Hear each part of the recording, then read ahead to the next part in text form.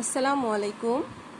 পঞ্চম শ্রেণীর প্রিয় শিক্ষার্থীবৃন্দ, কেমন আছো সবাই? আশা করছি সবাই আল্লাহর অশেষ রহমতে অনেক ভালো আছো। আলহামদুলিল্লাহ, আমিও ভালো আছি। তোমাদের কত তারিখে ধারাবাহিক মূল্যায়ন খাতা জমা দিতে হবে তোমরা জেনে গিয়েছো। তো তোমরা সেই অনুযায়ী স্কুলের অফিস খোলা থাকবে, তোমরা এসে জমা দিয়ে যাবে এবং যেই সময়টা উল্লেখ করা আছে সেই সময় অনুযায়ী আসবে। ঠিক আছে? টাইম কিন্তু মেনটেন করা অনেক গুরুত্বপূর্ণ একটি বিষয়। সময়ের সাথে যে তাল মিলিয়ে না চলতে পারে সে কিন্তু কিছু সহজে করতে পারে না। হ্যাঁ, এর জন্য আমাদেরকে সময়টাকে অনেক বেশি গুরুত্ব দিতে হবে।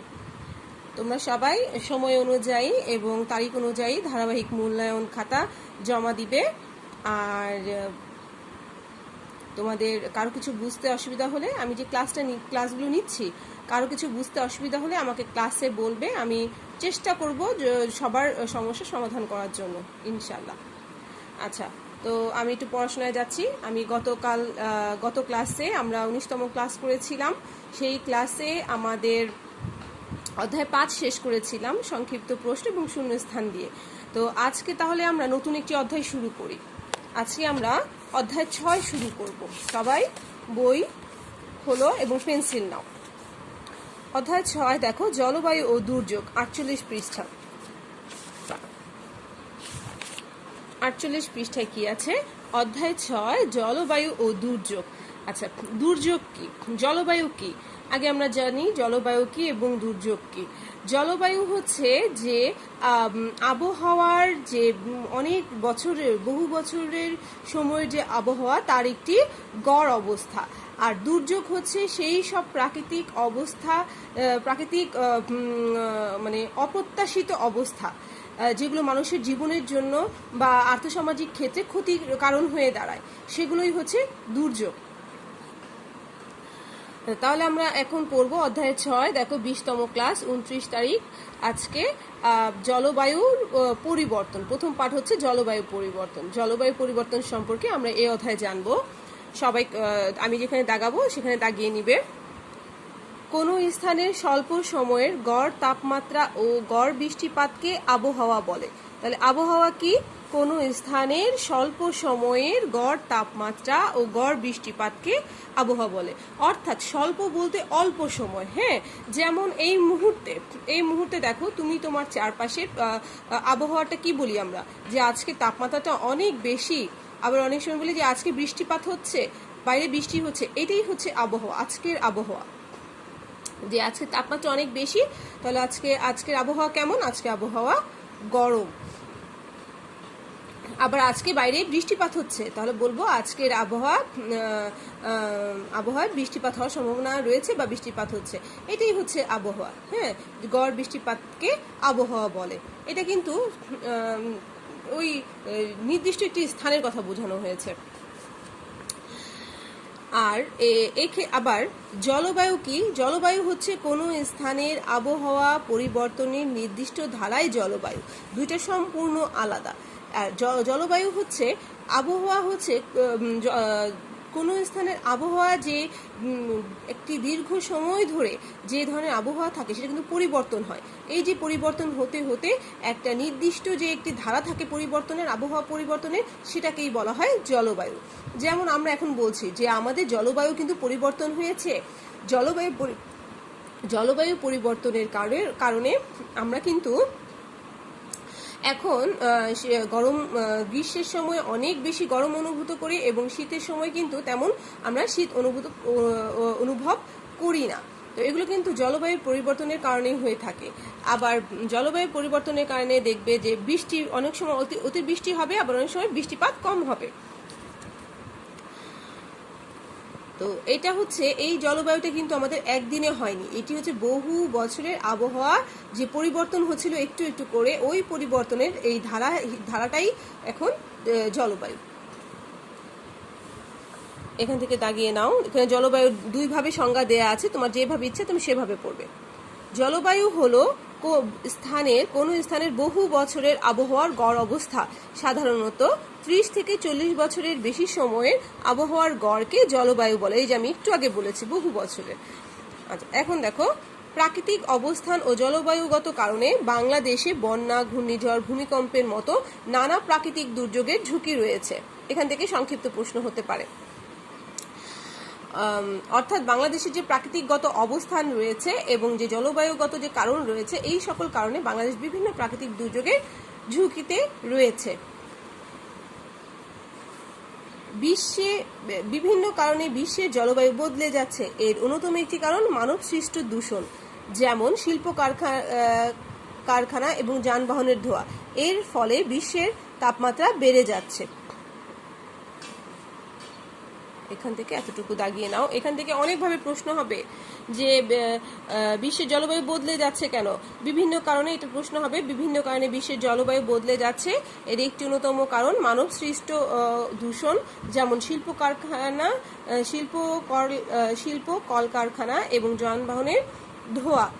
এর ফলে বিশ্বের তাপমাত্রা বেড়ে যাচ্ছে।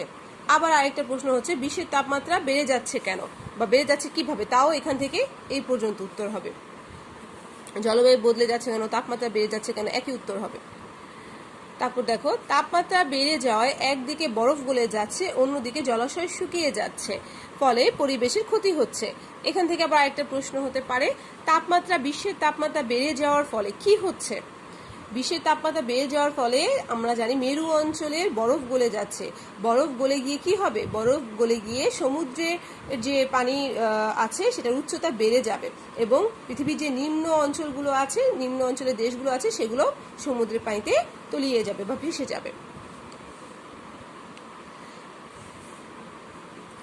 এবার দেখো জলবায়ু পরিবর্তনের প্রভাবে বাংলাদেশে যা যা ঘটছে, অর্থাৎ বাংলাদেশে জলবায়ু যে পরিবর্তন হয়েছে এর প্রভাব বা ফলাফল স্বরূপ আমাদের কি কি দিক দেখা দিচ্ছে বা কি ঘটনাগুলো ঘটছে, এটা একটা বড় প্রশ্ন হিসেবে আসবে। গড় তাপমাত্রা বৃদ্ধি পাচ্ছে, এটা তোমরা সবাই দেখতে পাচ্ছ যে কি পরিমাণ গরমটা পড়েছে এই বছর। এভাবে প্রতি বছর কিন্তু রেকর্ড পরিমাণ তাপমাত্রা বাড়ছে। অতিবৃষ্টি বা অনাবৃষ্টি হচ্ছে, অনেক সময় অনেক বেশি বৃষ্টি দেখা যাচ্ছে, অনেক সময় বৃষ্টিই হচ্ছে না। যেমন এবছর কিন্তু এখনো আমরা তেমন কোনো বৃষ্টিপাত দেখিনি। ঘূর্ণিঝড়ের প্রকোপ বেড়ে যাচ্ছে, বারবার ভয়াবহ বন্যা হচ্ছে। এই যে প্রতি বছর তোমরা নিউজে দেখবে, আমরা যারা ঢাকায় থাকি তা তো বন্যাটা দেখতে পাই না, তো যারা গ্রামে থাকে তারা দেখে যে প্রতি বছর এখন বেশ ভালো বন্যা হচ্ছে। মাটির লবণাক্ততা বেড়ে কৃষি জমির ক্ষতি হচ্ছে, গাছপালা ও বিভিন্ন প্রাণী ধ্বংস হয়ে যাচ্ছে, ভূগর্ভস্থ পানির স্তর নিচে নেমে যাচ্ছে। এটা একটা বড় প্রশ্ন যে জলবায়ু পরিবর্তনের প্রভাবে বাংলাদেশে কি ঘটছে, অথবা বাংলাদেশে জলবায়ুর প্রভাব সম্পর্কে লিখো, এটাই উত্তর। এবার দেখো জলবায়ু পরিবর্তনের মাত্রা ব্যাপক হলে প্রাকৃতিক দুর্যোগের সম্ভাবনা বেড়ে যায়।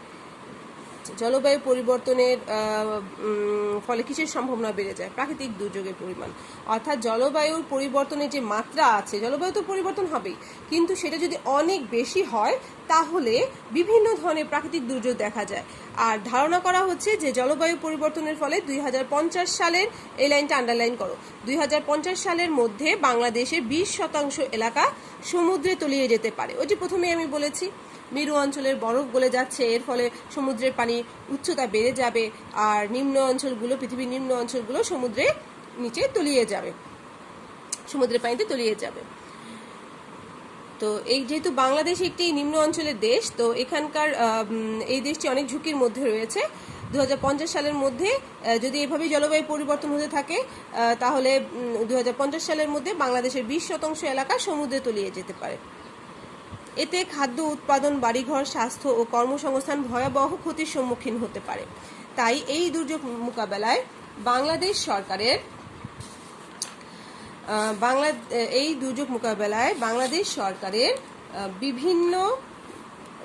সরকারের বিভিন্ন মন্ত্রণালয়, বিশেষত দুর্যোগ ব্যবস্থাপনা ও ত্রাণ মন্ত্রণালয় কাজ করছে। এটা কিন্তু ইম্পর্টেন্ট যে প্রাকৃতিক দুর্যোগ মোকাবেলায় বাংলাদেশে কোন মন্ত্রণালয় কাজ করছে। দুর্যোগ ব্যবস্থাপনা ও ত্রাণ মন্ত্রণালয়, এটা হচ্ছে মন্ত্রণালয়ের নাম। এতটুকু। আচ্ছা, এই ছিল আমাদের আজকের পাঠ।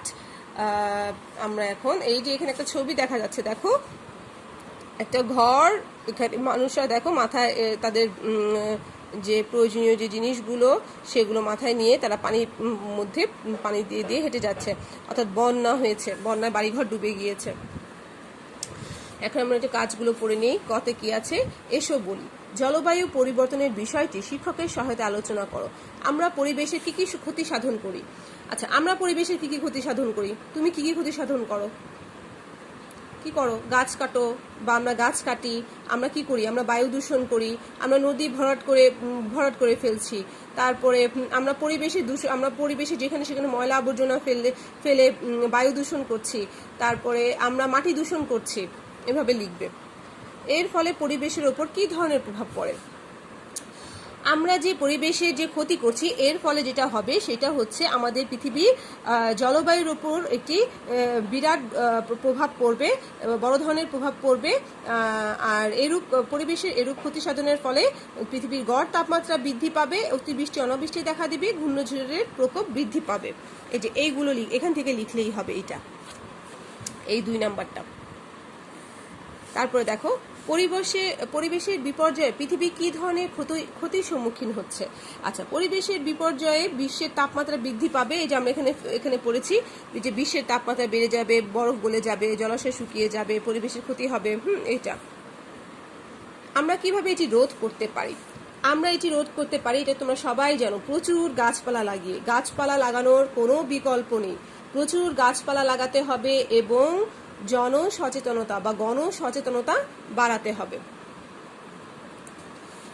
এবার দেখো খ, নিচের 2টি কলামে জলবায়ু পরিবর্তনের কারণ ও প্রভাব কাজটি জোড়ায় করো।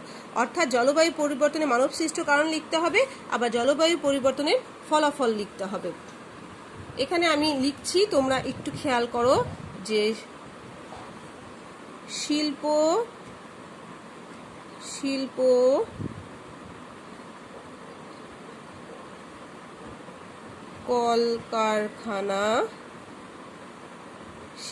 কলকারখানা এবং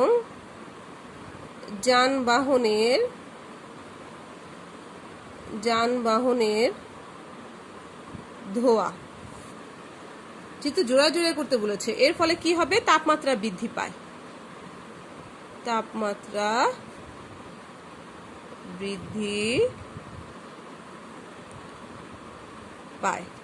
2 নম্বরে লিখতে পারি, জমিতে প্রচুর কীটনাশক ব্যবহার হচ্ছে। জমিতে প্রচুর পরিমাণে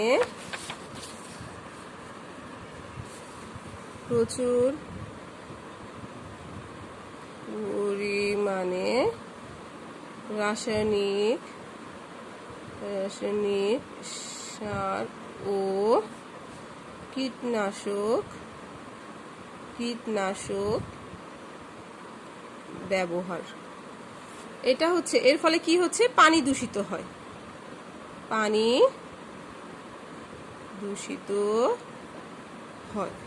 2 নম্বরে আছে ভূগর্ভের পানি উত্তোলন। আমরা আগের অধ্যায়ে কিন্তু এটা পড়েছি যে মানুষ কি অধিক জনসংখ্যা কি প্রভাব ফেলছে পরিবেশের ওপর। শিল্প কারখানা, যানবাহনের ধোঁয়া, এগুলো হচ্ছে জলবায়ু পরিবর্তনের মানবসৃষ্ট কারণ। তারপর জমিতে প্রচুর রাসায়নিক সার ও কীটনাশক ব্যবহার করছে, যার ফলে পানি দূষিত হচ্ছে এবং ভূগর্ভে পানি উত্তোলন করছে। এর ফলে কি হবে? ভূগর্ভের পানি উত্তোলনের ফলে যেটা হয়, ভূমিকম্প দেখা দেয়।